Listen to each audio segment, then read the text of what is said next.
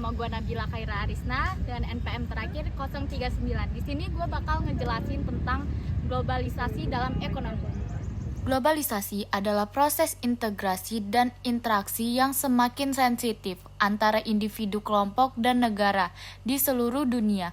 Proses ini ditandai dengan semakin terbukanya batas-batas negara baik dalam hal ekonomi, sosial, budaya maupun politik.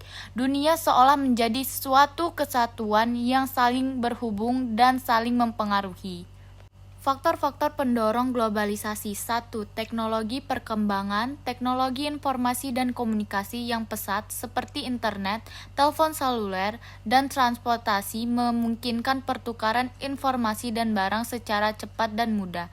2. Ekonomi liberalisasi. Perdagangan, investasi, dan keuangan mendorong perusahaan multinasional untuk beroperasi secara global. 3. Politik, kebijakan-kebijakan pemerintah yang mendukung integrasi ekonomi seperti pembentukan blok perdagangan regional dan organisasi internasional. Dampak-dampak globalisasi.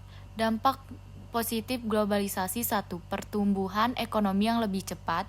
2. Akses terhadap informasi dan teknologi yang lebih luas. 3. Pertukaran budaya yang lebih kaya. 4.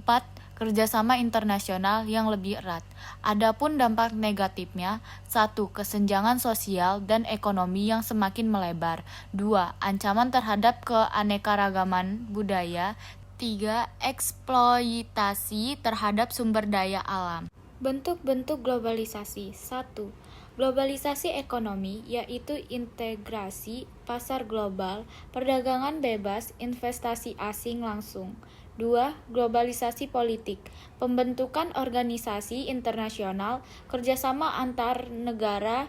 3. Globalisasi budaya, penyebaran budaya populer, gaya hidup dan nilai-nilai. 4. Globalisasi teknologi, perkembangan teknologi informasi dan komunikasi yang cepat. Contoh globalisasi. 1.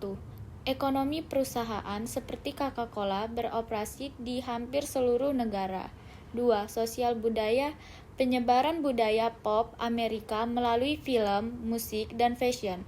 3. Politik, pembentukan organisasi internasional seperti PBB dan WTO. 4.